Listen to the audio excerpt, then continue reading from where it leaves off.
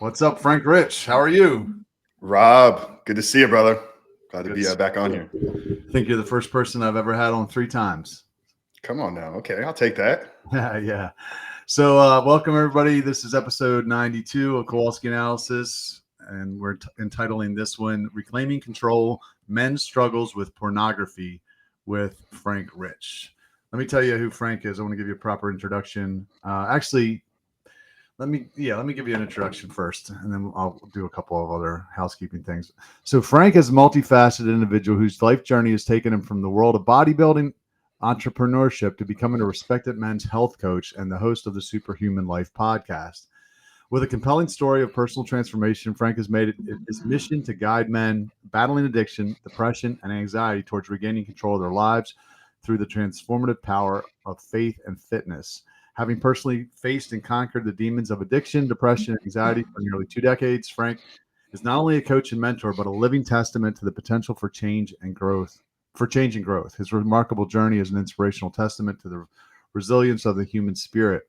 As the founder and CEO of Rebuilt Recovery, Frank has established a company that embraces a holistic approach to addiction recovery, placing growth at its core. Rebuilt Recovery offers comprehensive fitness training for men on the path to recovery and provides invaluable one-on-one coaching for those seeking liberation from the clutches of pornography addiction. Welcome back. Dude, that sounds amazing, man. I hired somebody to write that for me. It sounds pretty good. You're like, dude, I want to meet this guy. I mean, anytime the people would read my bio, I thought, man, it sounds pretty impressive, dude. Well, it's always difficult, man, like talking about yourself, right? So I'm like, you know what, man? Like, let me get somebody else to highlight the things that we've been doing. But no, it sounds sharp, man. You're actually the first person to read that. Let me go ahead and tag everybody. We are live in the Waiting Works community, which, sorry about that. That's a community I started for people that are saving sex for marriage, or at least attempting to. And we're also live on my business page on Facebook, and then in the YouTube, on my YouTube channel. So great. So everybody, before we dive in, if you're watching this live or you're watching the replay, drop a comment, say hello. If you hear something that you like, give it a couple hearts or thumbs ups. If you have questions, post them in the comments. We'll try to get to a few. There's going to be 2 parts to this podcast. The first part will be for all of you that are watching publicly. We're going to talk about pornography, some of the what's and whys and harmful effects of it. There's going to be a second part that'll be private for a private community that I have called the Alpha Man Blueprint, where Frank is actually going to prescribe an exercise, a tool that he uses to help his clients. But yeah, we can pretty much dive into it. Actually, before we do, let me see here. I have I do this segment. I don't know if we have ever done this before, but we do a segment called This or That. So I fire like 5 questions at you in rapid succession, real simple this or that questions, so that you can people that get to know you a little bit better. Okay, I think we had this last time I don't think you did it the first time, but I do think you did something like this the second battle round. Okay, cool. Well, let's do it again. You ready? Yeah. All right. Hopefully they're different, or hopefully if they're the same questions, hopefully my answers are the same. But if they're different, hopefully I've grown, right? Yeah, we're gonna fact check you now. All right, better self-care, cold plunging or sauna? Both. Well, what's better? What do you mean by better? This or that? It's just you got to pick one. Cold plunge or sauna? Man, for me or for the audience? Yeah, for you. For me, it's funny, man. I was actually had this conversation yesterday with somebody. I don't think that this is how this answer is supposed to go, but I've been doing sauna every day for probably 4 years now. And I've been cold plunging now every day for about 120 days. Nice. If I had to choose and eliminate one, I would eliminate the sauna because the cold plunge sucks. Right. I've never wanted to do it, but the way that I feel after every single time doing it, it's absolutely incredible. So if I had to choose one, I would probably keep the cold plunge. Also, I live in Florida, so I can get hot if I needed to. Yeah. But yeah, I think for me, if I had to pick one, but they're different. So the better is not the best question around these things. Just for you, just this or that. Real, you don't have to put that much thought into it. Sorry. So that's okay. No, dude, I just plunged for the 3rd time 20 minutes before this before this episode, and yeah, I mean, I feel good. I'm still shivering a little bit. What temperature you get at? I don't have a thermometer in it, so I filled it up from the hose. So it's about 40 degrees overnight here. It's about 50 during the day. I filled it up from the hose. The first day, it wasn't that bad. I'm guessing it was about 55 degrees if I had to guess. Okay. Maybe 60. I don't know. I heard anything below 60, you get benefits. So it was cold though. It was like a really cold pool. And then the next time I put a bag of ice in it that night. The next day I got it because it sat out all night. It was much colder. And I did 3 minutes and like 50 seconds and it was cold. And then I did it again today. It's been sitting outside all that time. I'm guessing it's in the 40 to 50 range, but I need to get a water thermometer so I can actually That's see. a big range. Yeah. 40 to 50 is a big range. 50 is bearable. Once you get below 47, 46, like your fingers start tingling a little bit. Mine stays at 46. I have a chiller filter and all that. Obviously I don't live in Baltimore, so I don't have the cold weather, but yeah, keep mine at 46. And it tingles your fingers. So that's and yeah, I think it's minimum is you want to be at about three minutes per session. Yeah, I could feel the pins and needles a little bit, like when I'm sitting in there. So, I mean, if I look at Wim Hof, and we're getting off topic here a little bit, but if I look at Wim Hof, sorry about that. I should put that on airplane mode. He just dives in like a freaking creek, so it's not that scientific. Like it's whatever the temperature is at that time of year, wherever he lives. I'm sure you're getting benefit, if it's cold. It's just uncomfortably cold is what Andrew Huberman said. And it's definitely uncomfortable. Yeah. So, but anyway, let's keep going. All right. Next question. Visualization or journaling? Visualizing through journaling. I don't see. Yeah. God, man. Once again, both, right? But I guess if I had to choose one, because I'm a visionary, I would keep the visualization in play. Although I do enjoy having both of those. Yeah. Those are both of those two questions. I would choose gold plunging and visualization. I find, I just personal choice. Okay. What we're going to talk about later, right, is crafting your vision. I really feel that's a skill set that I hold, is helping people get a clear vision on their life. And it's something I've really been able to play out in my life. Okay. Better inspirational quote: progress, not perfection, or one day at a time. Better inspirational quote: progress, not perfection, or one day at a time. I mean, if I got to pick one of those, I would say progress over perfection. Okay. Personal reward: relaxing at the spa or thrilling adventure in the great outdoors? A reward? The thrilling adventure, because relaxing in a spa is not a reward. It's a requirement. Okay. Coaching approach: tough love or gentle guidance? Both, man. Like the best coaches in the world know how to do both. And I think it's the integration of that. And it's also knowing the type of individual that you're coaching. But if I had to choose one, once again, which I think this exercise is about, I'm a tough love guy. I mean, any of my clients will know that. Anybody that's followed me for any length of time will understand that I'm gonna kick you in the nuts, but I'm gonna give you a hug immediately afterwards. And I think that's tough love. I think that's what men need. I think men need more tough love. Yeah. Tell it to me straight. All right, good. Real quick, I just want to thank our sponsor, Chum City Countdown, the largest all-inclusive New Year's Eve charity gala on the East Coast, returning for its 15th year, held at the BWI Airport Hilton. This theme is the Royal Renaissance Ball, and this party includes everything, like 4.5 hours open bar, all your food, 16 party zones. You can go to charmcitycountdown.com for more information. All right, so let's get into it. Let's talk a little bit about your expertise in helping men overcome pornography addiction. Maybe give people a little bit of your background with porn addiction and how you got to be a coach in this field. Yeah, man. Well, obviously, I would probably point people that want the full story. I think that's really what we talked about in the entirety of our first episode. So I don't want to take all of that up here today.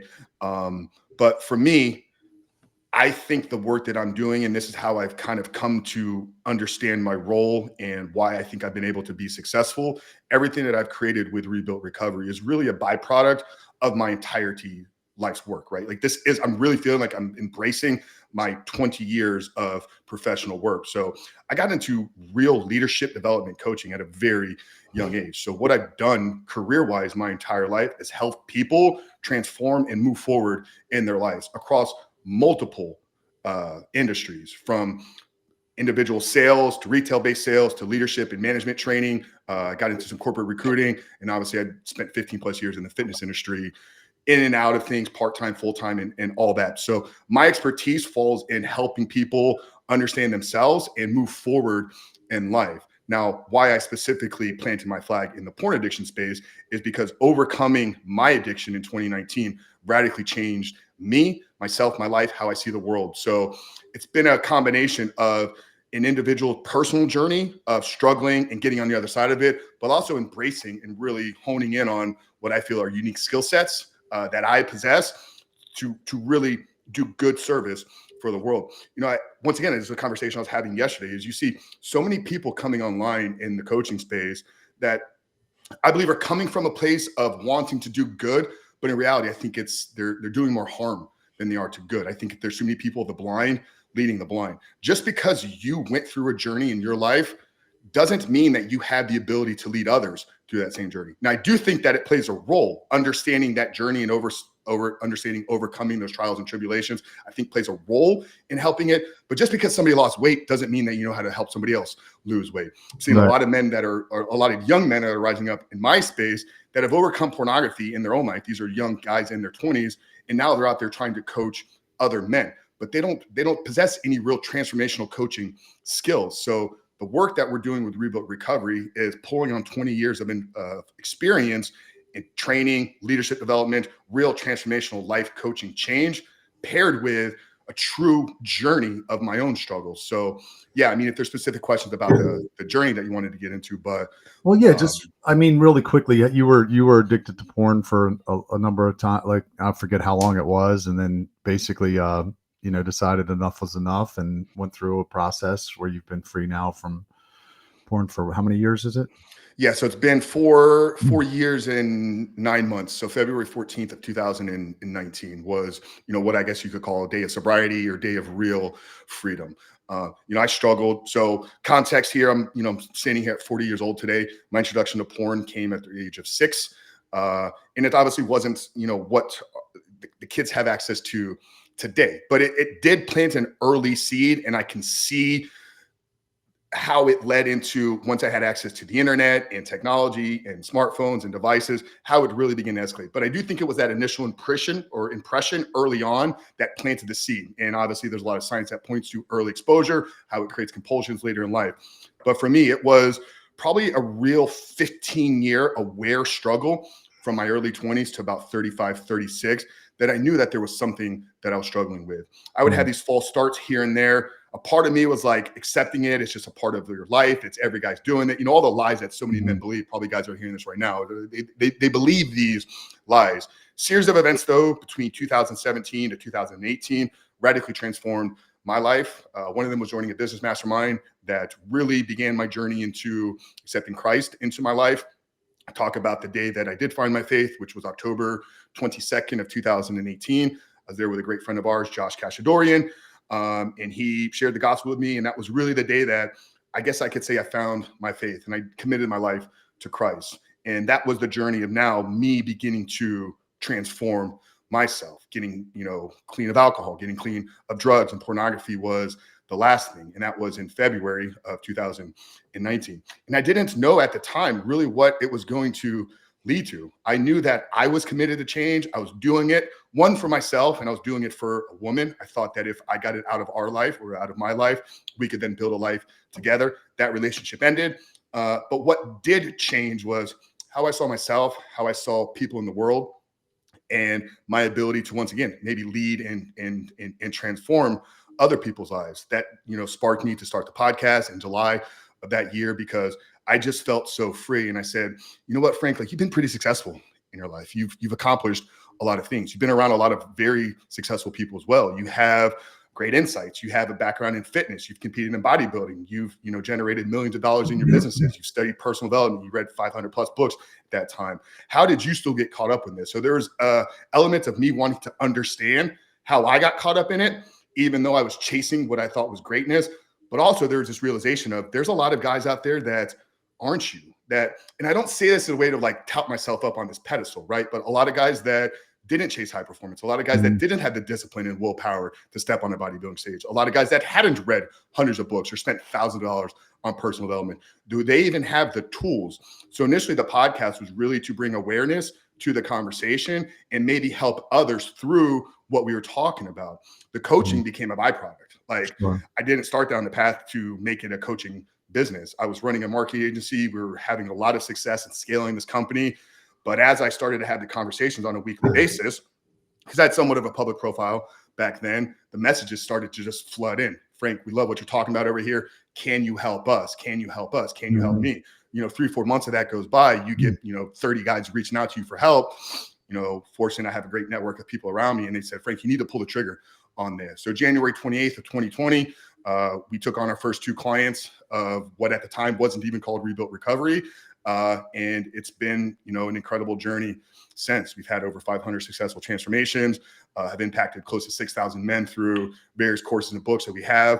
And it's really shown a lot to me about really what's happening out there. I guess for me at the beginning, I didn't understand the severity of the problem, how many men are struggling and how many men feel hopeless. And I think that's my biggest issue, is the amount of men that truly feel like they are powerless to this thing. And I don't think we're powerless to anything. So yeah, that's kind of been the journey, man. God has been really good in my life, and really excited about some of the things we're doing. I think we're having a real impact and change on the world right now. Dude, I love it. I love what you're doing. Actually, I got a picture of you here. I'm going to show it. This is Frank in his bodybuilding days. Yeah. Jacked. Look at that, dude. What show? Bro, that guy's coming back, man. That was right after the Florida State. I placed 4th in the state of Florida. That was the first year they had classic physique. So I'd done the bodybuilding stuff for a while, from 2008 to 2014. But I'm 6'3". So for me to be a real successful bodybuilder, like I would have to be huge, ginormous. And I didn't want to do the things to my body. So I kind of stepped away from competing in 2014. And then there's this division out there called the WBFF, which is more of a modeling type of organization. And I did a show with them called the Male Muscle Model. Trophy's actually sitting behind me over. Okay. I placed 3rd in a world show for them. But the feedback I even got from them is why I didn't place 1st was because I carried too much mass and I still had that bodybuilding type of look. So in the NPC and the IFBB created classic physique in 2016. I'm like, that's my category, right? So I did a couple shows there. Like I said, I placed 4th in the state, and then I did step away from it in 2017 to go all in on the businesses. But I got the itch, man, and it started to creep back up early this year. So recommitted myself to getting on stage next year. I'm older now. I'll be able to compete in a master's division, and I truly feel, Rob, like I left something out there. Like I don't feel like I brought my absolute best yet. So I'm really enjoying training right now. It's kind of lit a new fire inside of me, and hopefully that picture that you just showed up there, hopefully I shatter that look next summer. Dude, that would be impressive, because you're older now. This is me back when I did the Maryland one. That's me on the left when I was 22 years old. Okay, can't really see your legs. Yeah, I got some blue-haired lady blocking me, but yeah, I mean, the one thing about it is like you learn so much about your body when you compete. Like I've been able to loosely follow that diet my whole life, because I learned so much about diet, how my body responded to different things, cardio, calories, high glycemic, low glycemic, carbs, that I've been able to carry that over. So it's almost like, training for like a competitive fight or something. You're going to push yourself because you got that deadline. You don't want to be embarrassed. You're going to be on stage. I don't know that I'd do it again personally, but hats off to you. So you had mentioned like everybody's, all guys are doing this. Like, what are some of the common misconceptions around pornography addiction? Common misconceptions around pornography addiction. Meaning like what are you dealing with your clients? Like I'm sure it's not harmful. It's natural. I got. Well, that's not the stuff that we deal with, right? Because by the time a guy reaches out to me, like he's looking for help. So with our clients, like I'm not dealing with a lot of that. Once they're in the work, though, it's us building their beliefs back up. By the time that a guy reaches out to somebody like me to ask for help with a pornography addiction, he's tried and failed multiple times, if not dozens of times. And most of these men have had it a part of their life for a decade plus. So there's this underlying belief within them that they can never be truly free, that pornography is going to be a part of their life. So for the clients that we work with, the biggest hurdle we have to overtake or overcome is going to be the belief system in and around, can I actually be free of this? Because like I said, if you've tried and failed a dozen times at doing something, there's this underlying subconscious belief inside of you that's going to drive a lot of your behaviors. And that's going to lead to self-sabotage. Because if you don't believe that you deserve a life free of pornography, then it doesn't matter if you go 3 months, 6 months, a year, 3 years. If you don't believe that for the rest of your life, you deserve to be free, there will come a point when you self-sabotage. Let's break down what self-sabotage ultimately is. So our subconscious drives about 80% to 90% of our actions. Like there's this unconscious part of our mind that is hardwired and programmed from the time that we're born until the time that the brain is fully developed, around 24, 25 years old. So that subconscious programming is driving the things. Like just if somebody would keep a journal, or if you recorded yourself all day long, you would be shocked at how many stupid, ignorant things we all do unconsciously, right? But if inside of that belief system, if you do not believe that you deserve real freedom, then somewhere down the road, when life gets stressful, when you get rejected by a woman, when the wife turns you down, when you hit financial stress, when something like that presents itself in your life, your default behavior is going to be, I need to go act out and consume pornography. And I need to destroy my life, right? Like this is when you see it with lottery winners, right? Why do 80% of lottery winners go bankrupt in 5 years? Because they don't believe that they're actually the person that deserves that money. So they make life choices and decisions that bring them back to their subconscious reality. So I think the biggest thing that we have to overcome with the men that we're working with is, do I truly deserve and can I be 100% free of this thing for the rest of my life?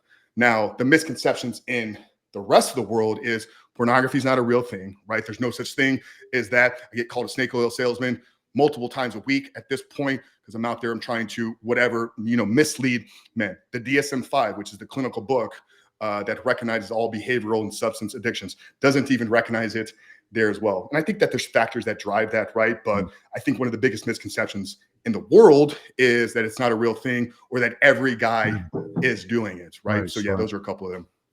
What are some of the effects that this pornography addiction has on personal well-being and relationships?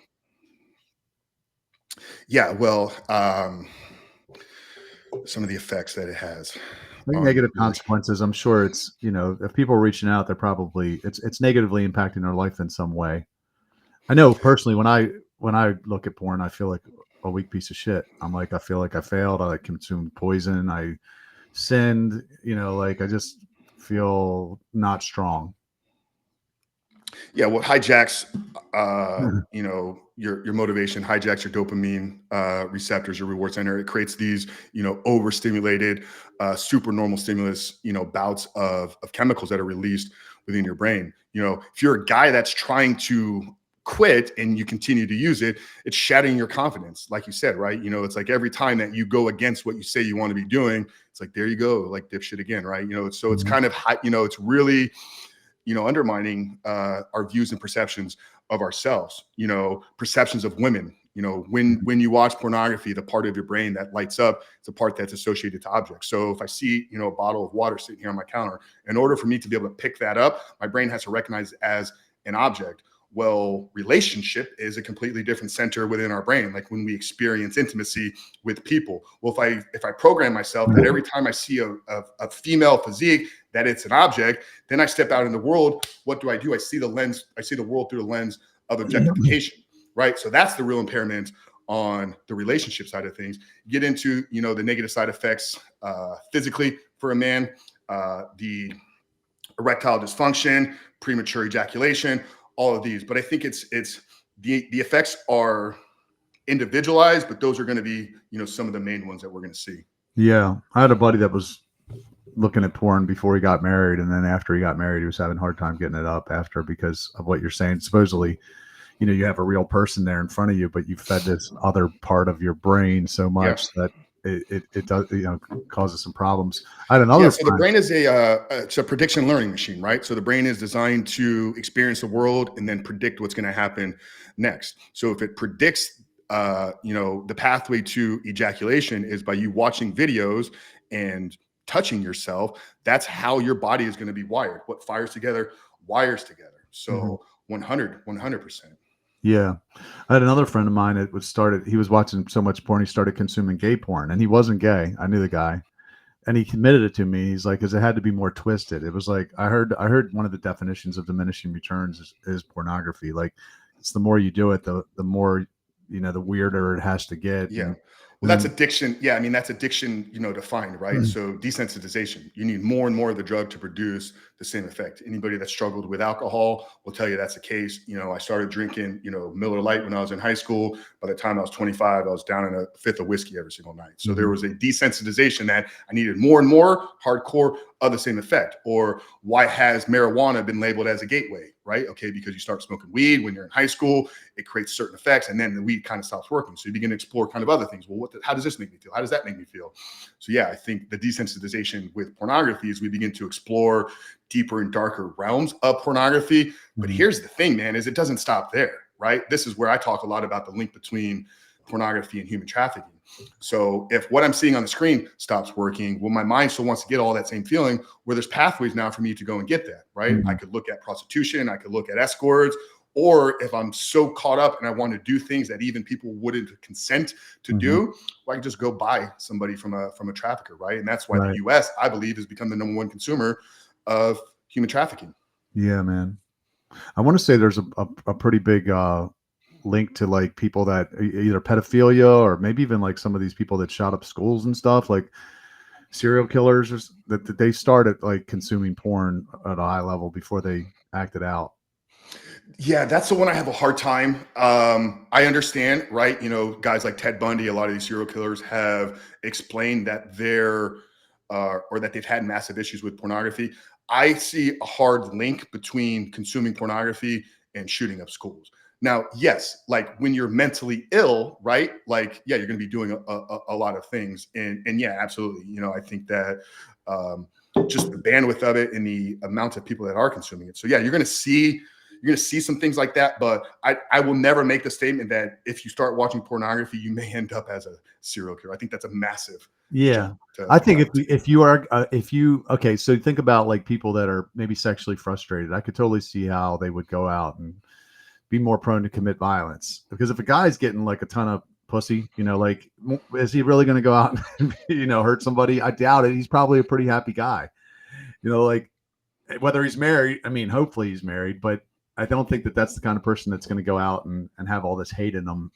And I really think that's one of probably the worst things about porn is it enables you to have some reward with very little investment of anything. Yeah, well, John Eldredge says it right. Pornography is so dangerous because it gives a man everything that he wants and desires from a woman without requiring anything of him in return. Right. If you think about it, like, I had a great friend, Drew Boa. He talks about porn becomes a pacifier for men. So when our life presents problems to us, we begin to suck on something like a pacifier. And what we begin to suck on is the use of pornography. So if every time you're angry, stressed, something happens in your life, you don't like the way that things are going, something didn't go your way, your outlet becomes pornography. Well, when things don't happen the way that you want them and you don't have pornography readily available, that's where outbursts comes happen, right? Like I saw this play out in my life. I've shared a story about 3 days after quitting pornography. So I quit on the 14th. By the 17th, this was probably the first time in maybe a decade I had gone like that length of time without some type of pornography and some type of sexual release with pornography. Mhm. I had a massive outburst. Like angry, throwing stuff, bashing walls. I ended up breaking my hand. So I saw that play out in my own life. And as I was unpacking that, I'm like, God, Frank, you used to have a lot of rage. And what was the driver of that rage was the pornography addiction. Because when I didn't have something that I wanted, I could easily go sedate myself. I could easily go numb myself with porn. So there definitely is a link between pornography addiction and the acting out the rage component. Right. Well, I want to get to this tool here, but before we do that, is there any like what tips would you give people for getting started on a journey of recovery and maybe maintaining it? without the, not diving into the specifics of the tool that we're going to talk about, but do you have any like broad kind of tips that you offer? In terms of like, so this is a guy that's out there and he's Or a aware girl? that he's struggling. Yeah, or a female, maybe, because I think that studies have shown that that's getting almost as bad with the women as it is with the men, isn't it? Yeah. Yeah, we haven't delved into working with women. I have a handful that reach out. I understand what it means to be a man. And going back to one of the questions that you asked, the tough love coaching, like not sure a lot of women would appreciate the way that I speak to some of our clients, right? So I've stayed within my lane here. Just like anything, man, trying to change an area of your life, right? Like if you're fat and out of shape and you want to get healthy, what's the first thing you have to do is you have to look at yourself in the mirror and say, I'm fat and out of shape and I'm sick and tired of it. So I think accepting the issue of where you're at and then committing to true change. That's where most people fall short is they want to do something, right? I want to get in shape. I want to quit porn. I want to start a business. I want to find a partner. I want to find a wife. Like stop wanting to do things and just go fucking do it. Sorry, my language, but I think too many people don't accept the reality of what's happening and don't actually commit to doing whatever it takes. If I had a gun to your head and said, if you watch pornography again, I'm going to pull the trigger, I guarantee you would go the rest of your life without looking at pornography. So create that element in your life. Not saying hold a gun to your head, but if you can do something with a gun to your head, that means you can do it without the gun to your head. So figure out what that takes for you and commit to that. So accept where you are and commit to real change. Those are the first 2 steps of my 7-step guide. What do you think people are giving up by hanging on to a porn addiction? Like what's on the other side of it? Who they are, who God created them to be, real life, real peace, real joy, real happiness, real connection, real intimacy, the true purpose and meaning of life. It's a disgusting filter for reality. Yeah, it's good, Frank. Hey, everybody, go check Frank out at rebuiltrecovery.com if you or someone you love needs help in this area. He's, again, helped over 500 men gain freedom from pornography and has been through it himself. So he's a good person to hire for this or to reach out to for this specific issue. We're going to go ahead and end it here, and then we're going to go to the private part if you're ready for that. Go to the second part of the podcast and talk about. Oh yeah, no, yeah, I'm here for. Okay, great. Okay, all right, guys. I'll see you on the next episode. Anything else before we jump out of here, Frank? No, I love you guys. Okay, all right, awesome. See you guys on the next episode. Hang tight.